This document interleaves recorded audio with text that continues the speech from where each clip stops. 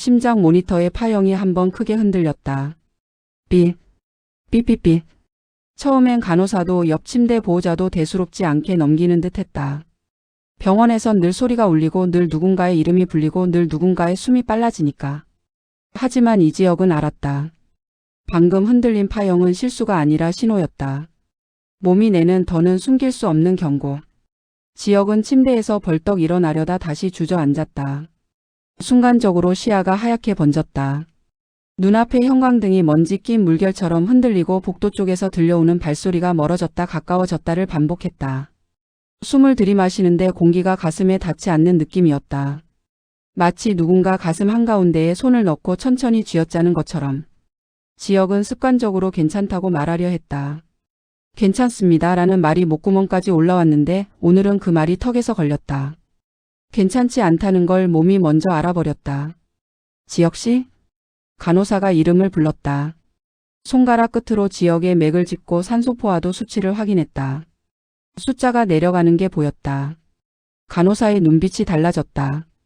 그 눈빛은 환자보다 먼저 현실을 인정하는 눈빛이었다. 잠깐만요. 숨 천천히 쉬세요. 산소부터. 코끝에 산소줄이 닿는 순간 지혁은 더 크게 숨을 들이마셨다. 그런데 그 숨이 곧바로 가슴 안쪽에서 걸렸다. 공기가 들어오는데도 들어오지 않는 느낌. 몸속 어디선가 멈추고 있다는 감각이 차갑게 번졌다. 그때 병실 문이 열리고 누군가 뛰어들어왔다. 지혁아. 은호였다. 은호는 숨이 턱끝까지 차 있었다. 복도를 달려온 사람 특유의 붉어진 뺨, 떨리는 어깨, 그리고 아무렇지 않은 척 하려다 실패한 눈. 은호는 지혁의 얼굴을 보는 순간 멈췄다. 창백한 얼굴, 억지로 웃으려다 굳어버린 입꼬리, 땀에 젖은 손. 은호는 아무 말도 못한 채 지혁의 손을 잡았다. 손이 차가웠다. 차가운 손이 은호의 손바닥을 파고들었다. 지혁은 눈을 한 번 감았다 뜨며 말했다. 괜찮아. 그냥 잠깐. 그 잠깐이 얼마나 위험한 단어인지 은호는 알고 있었다. 사람은 잠깐이라 말하면서 가장 큰 것을 숨긴다. 아프다는 걸 숨기고 무섭다는 걸 숨기고 결국은 끝을 숨긴다. 지금은 말씀하지 마세요. 간호사가 말했다. 곧 의료진이 들어왔고 지혁은 침대에 다시 눕혀졌다. 심전도 파형이 조금씩 안정되는 듯 보였지만 그 안정이 진짜인지 임시인지 누구도 단정할 수 없었다. 은호는 입술을 꽉 깨물었다. 눈물이 올라오는 걸 참는 표정은 꼭 화를 참는 표정처럼 보였다.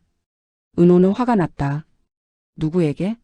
지혁에게, 병에게, 이 상황을 만드는 세상에게, 그리고 아무것도 할 수 없는 자신에게. 잠시 뒤 의사가 들어왔다.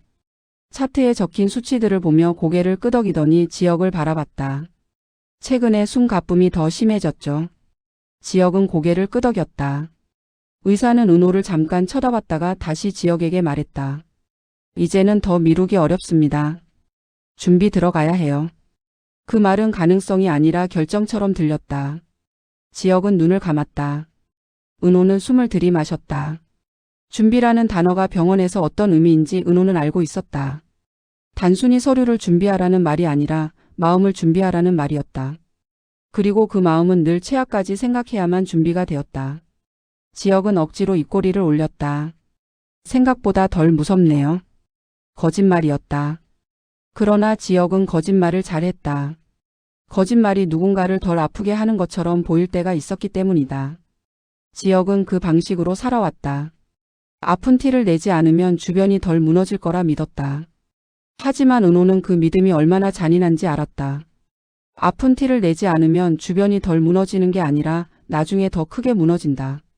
의사는 지혁과 은호에게 몇 가지를 설명했다. 대기 절차, 검사, 예상되는 위험, 돌발 상황. 단어들은 차분했지만 내용은 잔인했다. 가능성이 있습니다. 상황이 나빠질 수 있습니다. 응급일 수 있습니다. 같은 말들이 가지런히 정리되어 있었다. 정리되어 있는 말일수록 더 무서웠다. 감정이 배제된 문장은 현실이니까. 의사가 나가고 병실이 다시 조용해졌을 때 은호는 지혁의 손을 놓지 못했다. 지혁은 산소줄을 코에 낀 채 천장을 바라봤다. 눈이 초점을 잃은 듯 멀리 가 있었다. 왜 나한테 말 안 했어?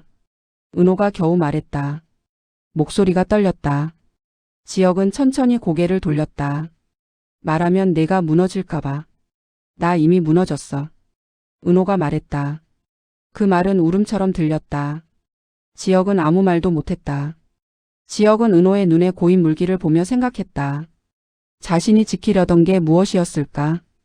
은호를 지키려다 은호를 더 아프게 한 건 아닐까? 병실 문이 다시 열렸다. 상철이었다.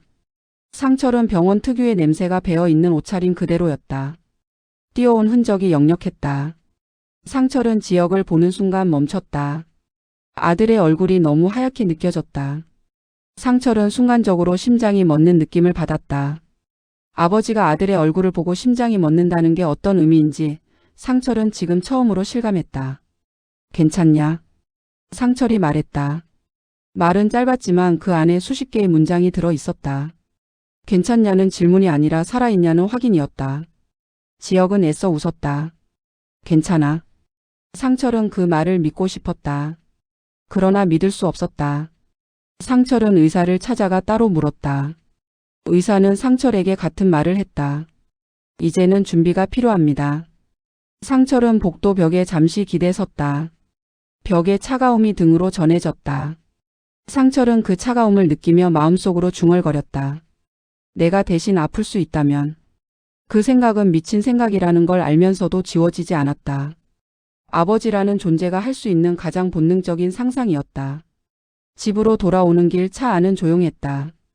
지혁은 병원에 더 있어야 했지만 검사가 끝난 뒤 잠깐 외출이 허락됐다. 상철은 운전대를 잡고 말이 없었다. 은호는 뒷좌석에서 지혁의 어깨에 살짝 기대 앉아 있었다. 지혁은 창밖을 보고 있었다. 모두가 서로를 보고 싶어 하면서도 서로를 보면 무너질까 봐 피하는 눈이었다. 집에 도착하자 상철은 평소보다 더 부지런히 움직였다. 밥을 차리고 따뜻한 물을 끓이고 약을 확인하고. 움직이는 이유는 간단했다. 멈추면 무너질 것 같아서였다. 아버지가 할 수 있는 일은 결국 밥을 해주는 일, 약을 챙겨주는 일, 그리고 아들의 숨소리를 듣는 일이었다. 저녁 식탁에 앉아 지혁이 먼저 말했다. 나 준비할게. 상철의 손이 멈췄다. 은호의 젓가락도 멈췄다. 대기 절차 들어가야 한대. 지혁은 담담하게 말했지만 그 담담함이 오히려 이상했다. 상철은 고개를 숙였다. 밥그릇 속 밥알이 흐려 보였다. 눈물이 올라왔다. 상철은 이를 악물었다. 아버지가 울면 아들이 더 무서워질 것 같았다. 아빠. 지혁이 말했다. 나 살 거야. 그 말은 선언이었다. 그러나 그 선언이 얼마나 연약한지 모두가 알고 있었다. 살겠다는 의지 하나로 되는 일이 아니었다. 그럼에도 지혁은 말해야 했다. 말하지 않으면 스스로도 무너질 것 같았기 때문이다. 그날 밤 은호는 방에서 혼자 앉아 지혁의 얼굴을 떠올렸다. 병실에서 숨이 가빠하던 모습, 산소줄을 끼고도 웃던 모습. 은호는 손가락 끝이 차가워지는 걸 느꼈다. 무서움은 사람의 말단부터 얼린다. 그때 전화가 울렸다. 모르는 번호였다. 은호는 받지 않으려다 받았다. 왠지 피하면 더 큰 일이 될 것 같았다. 은호야. 성희의 목소리였다. 너 지금 그 집에 있지? 은호는 소름이 돋았다. 왜요? 나랑 이야기 좀 하자. 나는 더 이상 잃을 게 없어. 성희의 말은 위협 같았고 동시에 절박함 같았다. 은호는 전화를 끊고 싶었지만 끊지 못했다. 성희의 절박함은 늘 주변을 물어뜯는 방식으로 터져 나왔기 때문이다. 다음 날 성희는 인터넷 방송을 켰다. 카메라 앞에서 성희는 울었다. 울면서도 시선은 정확했다. 사람들이 어떤 단어에 반응하는지 알고 있는 사람의 눈. 성희는 진실을 말했다. 아니, 진실처럼 보이는 이야기를 만들었다. 피해자처럼 말했고 억울한 사람처럼 흔들렸고 누구의 이름을 직접 말하지 않으면서도 모두가 떠올릴 수 있게 힌트를 던졌다. 방송은 순식간에 퍼졌다. 댓글이 폭발했고 영상이 캡처로 돌아다녔고 사람들이 자기 방식대로 이야기를 덧붙였다. 진실은 하나인데 사람들의 이야기는 수십 개가 된다. 그리고 그 수십 개는 결국 누군가의 삶을 찢어놓는다. 진석의 회사는 논란에 휩싸였다. 회사 메일함에는 문의가 폭주했고 거래처에서는 전화가 쏟아졌다. 진석은 얼굴이 굳어졌다. 성희가 왜 이렇게까지 하는지 알면서도 막을 방법이 없었다.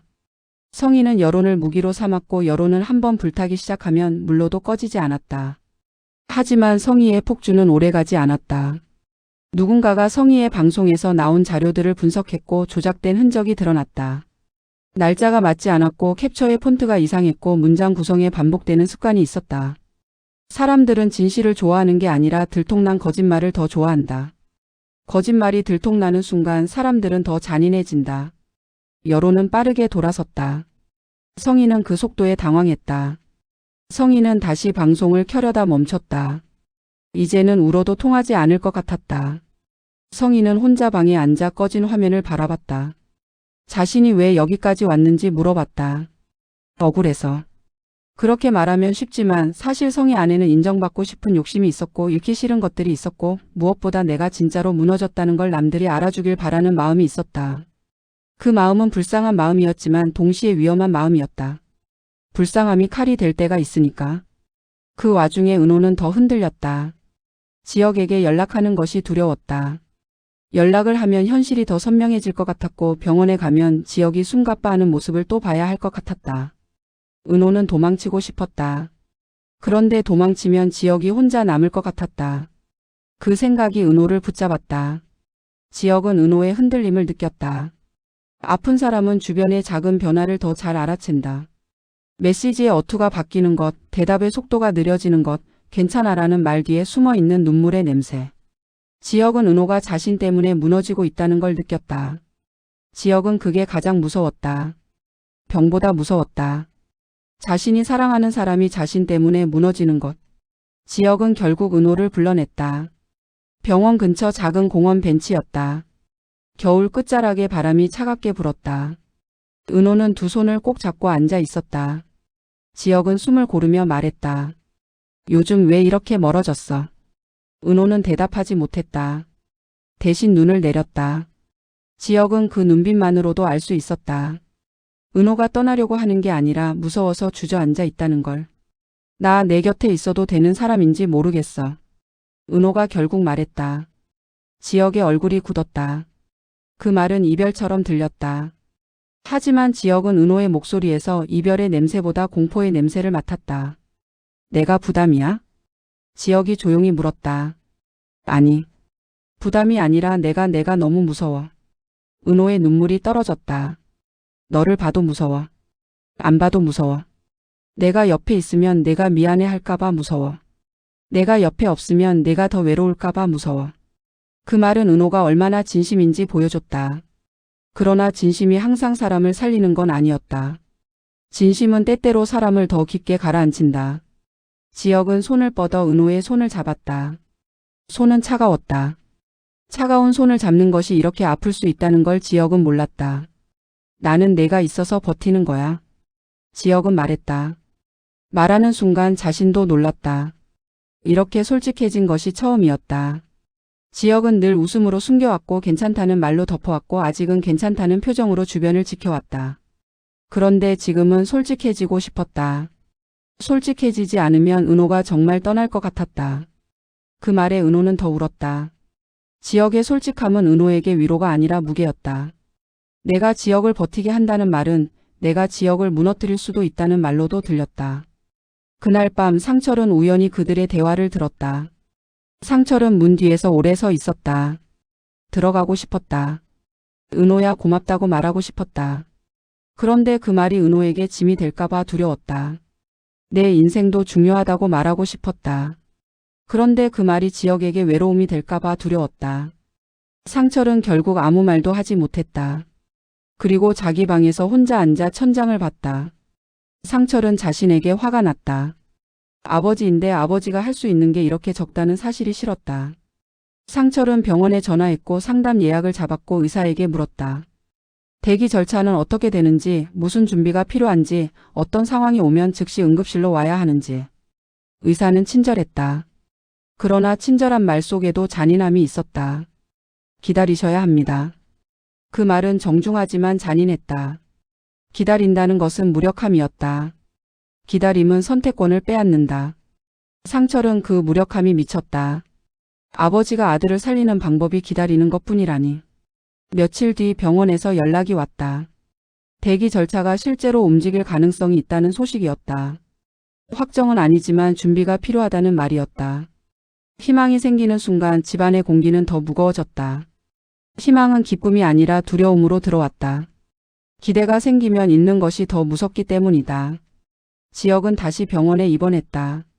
검사가 이어졌다. 피를 뽑고 심장 초음파를 하고 여러 수치가 기록됐다. 지혁은 검사실 침대에 누워 천장을 바라보며 생각했다. 사람이 이렇게까지 숫자로 정의될 수 있다는 것이 이상했다. 이 수치가 이러니 위험합니다. 이 수치가 이러니 준비해야 합니다. 지혁은 숫자가 자신의 삶을 결정하는 것이 싫었다. 그러나 부정할 수 없었다. 은호는 병원 복도를 걸을 때마다 숨이 막혔다. 병원 냄새는 여전히 차갑고 병원 소리는 여전히 무심했다. 은호는 그 무심함이 싫었다. 누군가의 삶이 흔들리는데도 병원은 늘 똑같은 속도로 굴러간다. 그 속도가 잔인했다.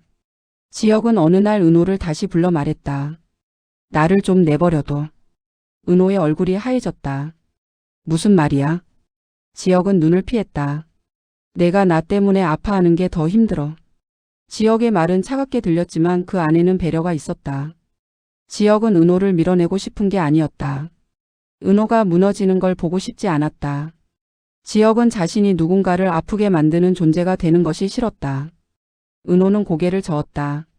나는 도망치지 않을 거야. 그 말은 다짐이었다. 그러나 다짐은 현실 앞에서 흔들린다. 은호는 알았다. 도망치지 않겠다는 말은 쉽지만 버티는 건 매일의 선택이다. 울지 않고 버티는 것, 무너지지 않는 척하는 것, 지혁이 괜찮아라고 말할 때마다 그 거짓말을 받아주는 것. 그 모든 것이 사람을 조금씩 깎아먹는다. 지혁은 은호의 손을 잡았다. 잡는 힘은 약했다. 그러나 놓지 않으려는 의지는 분명했다. 약한 힘이 때로는 더 절박하다. 지혁은 그 절박함을 손끝에 실었다. 그날 밤 지혁은 병실에서 잠들지 못했다.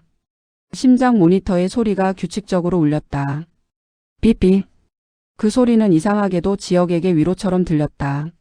아직은 버티고 있다는 소리였다. 지혁은 천장을 바라보며 속으로 말했다. 살고 싶다. 예전에도 했던 생각이지만 지금의 살고 싶다는 달랐다. 지금의 살고 싶다는 사람과 연결된 욕망이었다. 은호와 함께 걷고 싶었다. 상철이 더 이상 밤마다 천장을 보지 않았으면 좋겠다. 자신 때문에 주변이 무너지는 것을 더 이상 보고 싶지 않았다. 살고 싶다는 마음이 커질수록 두려움도 커졌다. 살고 싶다는 마음은 아름답지만 동시에 잔인하다. 살고 싶다는 마음이 커지면 죽음이 더 선명해지기 때문이다. 지혁은 그 선명함이 무서웠다.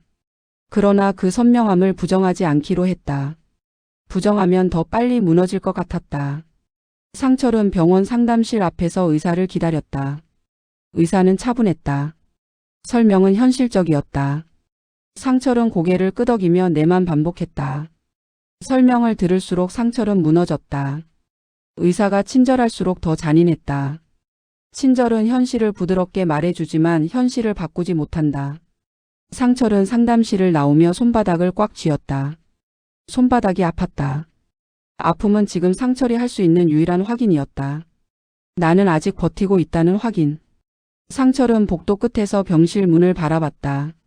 문을 열고 들어가 아들의 얼굴을 보고 싶었지만 동시에 무서웠다. 그 얼굴이 어제보다 더 하얗게 보일까봐. 그 얼굴을 보면 자신이 무너질까봐. 성희는 그 사이 더 고립됐다. 여론이 돌아서자 사람들은 성희를 조롱했다. 성희는 처음엔 분노했다. 하지만 분노가 사라지자 공허함이 남았다. 성희는 울고 싶었지만 울어도 아무도 믿어주지 않을 것 같았다. 성희는 거울을 봤다. 거울 속 얼굴이 낯설었다. 성희는 중얼거렸다. 이렇게 끝날 줄은 몰랐어. 그 말은 후회 같았고 동시에 아직 끝내고 싶지 않은 발악 같았다. 성희는 선택을 다시 해야 했다. 더 망가질 것인지 멈출 것인지. 그런데 성희는 멈추는 법을 몰랐다. 멈추면 자신이 진짜로 무너질 것 같았다. 은호는 다시 병원으로 향했다. 지혁이 내버려 두라 했지만 은호는 내버려 두는 것이 포기처럼 느껴졌다. 은호는 포기하고 싶지 않았다. 무서워도 아파도 같이 있고 싶었다. 은호는 복도를 걸으며 스스로에게 되뇌었다. 무서워도 같이 무서워하자. 도망치지 말자. 지혁은 창가에 서 있었다. 같은 자리였다. 은호는 그 자리로 다가가 말했다. 나는 내가 무서워도 같이 무서워할래. 지혁은 한참 말이 없었다. 그리고 아주 천천히 고개를 끄덕였다. 그 고개 끄덕임엔 많은 것이 담겨 있었다. 고맙다, 미안하다, 무섭다, 그래도 같이 가자 같은 말들. 그 순간 복도 쪽에서 의료진이 지나가며 빠른 말로 무언가를 주고받았다. 응급실로 향하는 소리였다. 병원은 언제나 누군가의 끝과 누군가의 시작이 교차하는 곳이었다. 은호는 그 교차가 무서웠다. 그러나 그 교차를 피할 수 없다는 것도 알았다. 지혁은 은호의 손을 다시 잡았다. 손끝이 조금 떨렸다. 은호는 그 떨림을 느끼며 더 꽉 잡았다. 잡는다는 것은 약속 같았다. 떠나지 않겠다는 약속, 함께 무서워하겠다는 약속, 그리고 아직 끝내지 않겠다는 약속. 그날 밤 지혁은 병실에서 다시 천장을 바라봤다. 모니터의 소리가 규칙적으로 울렸다. 그 소리가 멈추지 않기를, 그 소리가 내일도 이어지기를 지혁은 마음속으로 빌었다. 빌면서도 지혁은 알았다. 빌기만 해서는 아무것도 바뀌지 않을 수 있다는 걸. 그러나 빌지 않으면 더 버틸 수 없다는 것도 알았다. 지혁은 다시 속으로 말했다. 살고 싶다. 그 말은 바람이 아니라 결심이었다. 결심은 현실을 바꾸지 못하지만 버틸 힘은 준다. 지혁은 그 힘을 붙잡고 싶었다. 그리고 은호도 상철도 성희도 각자의 자리에서 버티고 있었다. 누군가는 사랑 때문에, 누군가는 죄책감 때문에, 누군가는 욕망 때문에, 누군가는 공포 때문에. 서로 다른 이유가 같은 하루를 만들고 있었다. 내일이 더 나쁠지, 내일이 조금 나아질지 아무도 알 수 없었다. 다만 한 가지는 분명했다. 이제 이들의 삶은 다시는 아무 일도 없던 날들로 돌아갈 수 없다는 것. 그 사실이 가장 잔인한 진실이었다. 그리고 그 진실 앞에서 지혁은 오늘도 숨을 쉬었다. 한 번 또 한 번. 끝까지 포기하지 않겠다는 듯이.